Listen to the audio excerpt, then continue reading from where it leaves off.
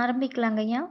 அருட்பெரும் ஜோதி அருட்பெரும் ஜோதி தனிப்பெருங்கருணை அருட்பெரும் ஜோதி.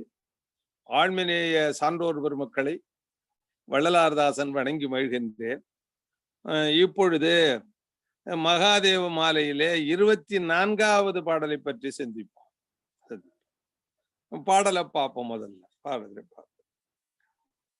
கோவே என் குணக்குன்றே குன்றா ஞான கொழுந்தேனே செழும்பாகே குளிர்ந்த மோனக்காவே மெய் அறிவின்பமயமே எந்தன் கண்ணே முக்கண் கொண்ட கரும்பே வானத்தேவே அத்தேவுக்கும் தெரிய ஒண்ணா தெய்வமே வாடாமல் திகழ் சிற்போத பூவே அப்பூவில் உருமணமே எங்கும் பூரணமாய் நிறைந்தருளும் புனிதத்தேவே என்று நிறைவு செய்கிறார்கள் இந்த பாடல. எவ்வளவு எளிமையான சொற்கள் இதிலே, அப்படியே எளிமையான சொற்களை கோத்து அந்த இறைவனுடைய உச்சத்தை எல்லாம் காட்டுகிறார். அதனால இது ஒரு சொல்லு இதுல கடின பதமே சொல்லே வரல, எல்லாம் எளிமை வழக்கத்துல உள்ள சொல்லுதான். எடுத்தத கோவே என்று சொல்லுகிறார். இந்த கோ என்றால் அரசன் என்று, அரசன் கோவே என் அரசே என் உயிரே அப்படின்னு எல்லாம் பேச இறைவனை துதிக்கிற பொழுது முதல்ல கோவே அரசனே என் அரசே என்று சொல்வார். அதனால இந்த பாட்டிலையும் முதல்ல அரசே என்று எடுத்துக்கிறார். கோவே என் குணக்குன்றே, என் குணக்குன்று குணக்குன்றமே, என்னுடைய குணங்களை எல்லாம் நீ குணங்களிலே சிறந்த குணமுடைய குன்று அவர். குணக்குன்று, குணக்குன்று எல்லா நற்குணங்களையும் சேர்ந்து ஒரு சேர விளங்குகின்ற பெரும் பொருள் நீ. அதனால குணக்குன்றே அப்படிங்கிறார்.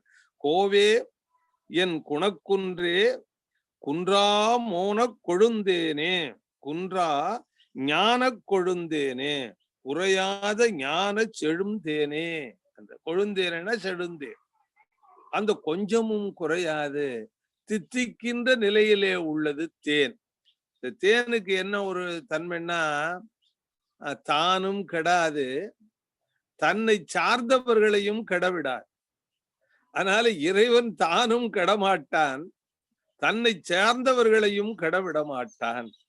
அதனால இங்க தேனை செழுந்தேனை காட்டுகிறான். அதுதான் இங்க. அது எப்படிப்பட்ட தேன் என்றால் ஞான கொழுந்தேன் அப்படின்னு சொல்றான். ஞான கொழுந்தேன் அறிவாகிய செழுமையான தேன். அது அறிவானவன் இறைவன், அறிவுருவாம் தெய்வமே என்று சொல்றார். அறிவுருவானவன் இறைவன். ஆகினால ஞான கொழுந்தேனே செழும்பாகே. திருப்பி ஒண்ணுன்னா கூட்டிக்கிட்டு போறாங்க பாருங்க. அந்த தேனாக இருக்கின்றான், செழும்பாகாக இருக்கின்றான். பாகு என்பது சர்க்கரை பாகு, நல்ல கரும்பிலே எடுத்த பாகு, அது செழும்பாகு. செழும்பாகே குளிர்ந்த மோனக்காவே, இந்த குளிர்ந்த நிழலை தருகின்ற கற்பகச் சோலை. எல்லாவற்றையும் தருகின்ற குளிர்ந்த நிழலையும் கொடுக்கின்ற கற்பகச் சோலை. சோலை கா என்றால் சோலை என்று பொருள். அதனால குளிர்ந்த மோனக்காவே கற்பகச் சோலையே அறிவின்பமயமே, நீ அறிவு ஒளியாக மட்டுமல்ல அறிவு இன்பமாகவும் இருக்கின்றாய் என்பதான் அறிவின்பமயமே. என் கண்ணே, என் கண் போன்றவன் ஐயா நீ. என் கண், என் கண். கண் இல்லைன்னா நான் உலகத்தை எப்படி பார்க்க முடியும்? ஒன்றுமே உன்னுடைய அந்த ஒளியையும் நான் உணரலாமே தவிர காண முடியாத ஜோதியை காண முடியாதப்பா. அதனால எல்லாவற்றுக்கும் நான் மூலமாக இருப்பது என் கண்ணல்லவா. அதனால நீ என் கண் போன்றவன் அப்படின்னால என் கண்ணே என்று அங்கே குறிக்கும். மோனக்காவே மெய் அறிவின்ப மெய் அறிவின்பமே, அறிவின்பமயமே, அறிவு இன்பமயம், அது இன்பமயமானவனே. என்றன் கண்ணே முக்கண் கொண்ட கரும்பே, என் கண்ணாகவும் இருக்கின்றாய். நீ முக்கண்ணுடைய கரும்பு, முக்கண்ணுடைய கரும்பு. நீ 3 கண்ணை உடையவன். அந்த 2 கண்ணோடு சேர்த்து நெற்றிக்கண்ணாகிய அந்த ஞானக்கண்ணையும் உடையவன் நீ. நீ கரும்பாக இனிப்பவனும் கூட. அதனாலதான் முக்கண்ணுடைய கரும்பே அப்படிங்கிறாரு. கண்ணே முக்கண் கொண்ட கரும்பே வான தேவே. அந்த வான் விளங்குகின்ற தேவனாக இருக்க வான தேவே, அத்தேவுக்கும் தெளிய ஒண்ணா தெய்வமே. அந்த வான்வெளியிலே விளங்குகின்ற தேவாதி தேவர்களுக்கெல்லாம் தேவனாகவும் நீ இருக்கின்றாய். ஆனால் அந்த தேவர்களுக்கெல்லாம் எட்டாதவனாகவும் இருக்கின்றாய். எந்த தேவர்களும் எட்டி பார்த்து உன்னை அறிந்து கொள்ள முடியாத அளவுக்கு நீ நீண்டு பெரிந்து பெரியவனாக இருக்கின்றாய். உன்னை அளந்து கண்டு கொள்ள முடியாத அளவுக்கு இருக்கின்றாய். அதனாலதான் அத்தேவுக்கும் தெளிய ஒண்ணா தெய்வமே. அவர்கள் தெரிந்து அழிய முடியாத ஒன்றாக இருக்கின்ற தெளிய ஒண்ணா தெய்வமே. அந்த தெளிந்து கண்டுகொள்ள முடியாத பெரும் தெய்வம் நீ. அற்புத தெய்வமாக இருக்கின்றார். தெய்வமே வாடாமல் திகழ் சிற்போத பூவே. வாடுதல் இல்லாத சிற்போதம், வாடாத வாடாமல்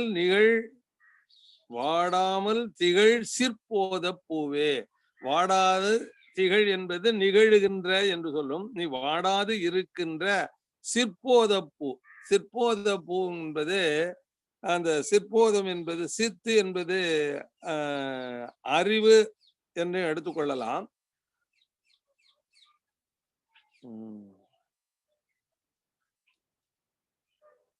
வாடாது இருக்கும் சித்தாகிய ஞானமலர் அப்படின்னு பொருள் சொல்ற.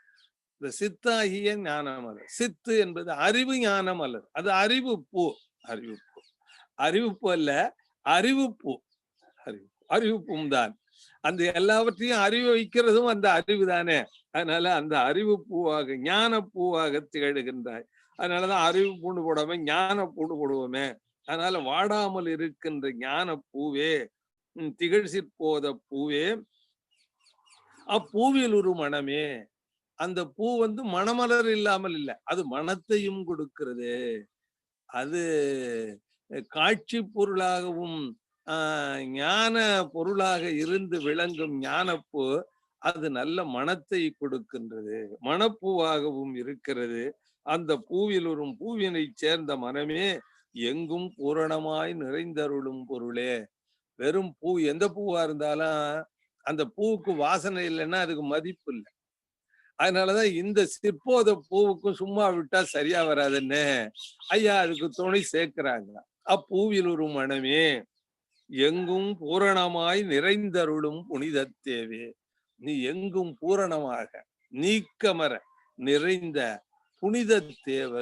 நீ புனித பரிசுத்தமாக இருக்கின்ற, முழுக்களும் மாசற்று இருக்கின்ற நீ தேவன், புனித தேவே என்று சொல்லுகிறார்கள். அதனால இதுல திரண்ட கருத்து என்ன? அரசனாகவும் என் குணத்தும் இறைவனாக இருக்கின்றான். 8 குணம் ஒரு இறைவன் முதல்ல பாட்டுல அது விளக்கி இருக்கும். அதனால என்னென்ன 8 குணம்னு நீங்க அதுல தெரிஞ்சுக்கங்க. அந்த என் குணத்தும் இறைவனாகவும், அந்த குறைகள் எல்லாம் குணங்களுக்கு அப்பாலே நின்ற குறையில்லாத அந்த குணக்குறைகள் இல்லாத ஞான செழும் தேனாகவும், செழுமையாக சர்க்கரை பாகாகவும், சொல்லறிய குளிர் நிழல் சோலையாகவும்,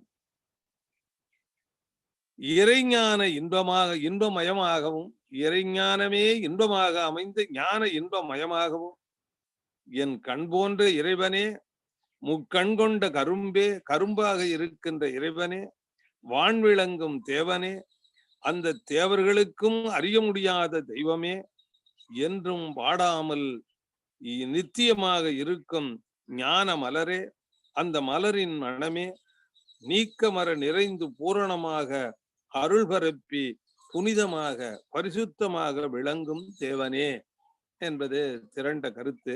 ஆகையினால இங்கே அரசனில் தொடங்கி குணங்கள் எல்லாம் சொல்லி அவன் எல்லா அறிவின்பமயமாகவும் ஞானமயமாகவும் எப்படியெல்லாம் தித்திப்பாக உயிர்களுக்கு இன்பம் தருவவனாக விளங்குகிறான் என்பதை இது படிப்படியாகவே அந்த பாடல்ல அற்புதமா சொல்லி இருக்கு. அதனால இப்ப பாடலை ஒரு முறை படிச்சுட்டு குறிப்பை சொல்லி நிறைவு செய்வோம். அப்ப பாடலை படிக்கிறேன். நான் சொன்ன பொருளை எல்லாம் கருத்துல வச்சுக்கிட்டு பாட்டை கேட்டா பாட்டு எளிமையா புரியும்.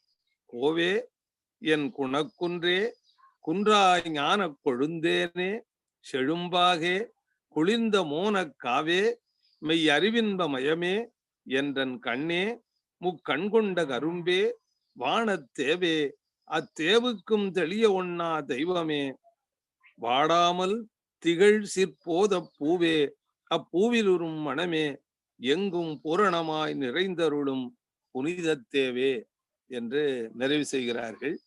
இந்த பாடல் நமக்கு குறிப்பா என்ன பொருளை சொல்லுதுன்னா, அரசனில் துவங்கி கோவே என்று ஆரம்பிக்கிறார். அரசனில் துவங்கி அனைத்து உயர்ந்த நிலைகளையும் காட்டி, எல்லாவற்றிலையும் எது உயர்ந்த நிலையா இருக்கோ திதிப்பு எல்லாவற்றிலையும் இதெல்லாம் அனைத்திலும் உயர்ந்த நிலையாகவும் பொருளாகவும், அந்த உயர்ந்த பொருளாகவும் அவற்றின் உள்ள நிலையையும் காட்டி இன்பமாக அருள் தந்து கொண்டிருக்கும் இறைவனின் நிலை இதிலே சுட்டி காட்டப்படுகிறது.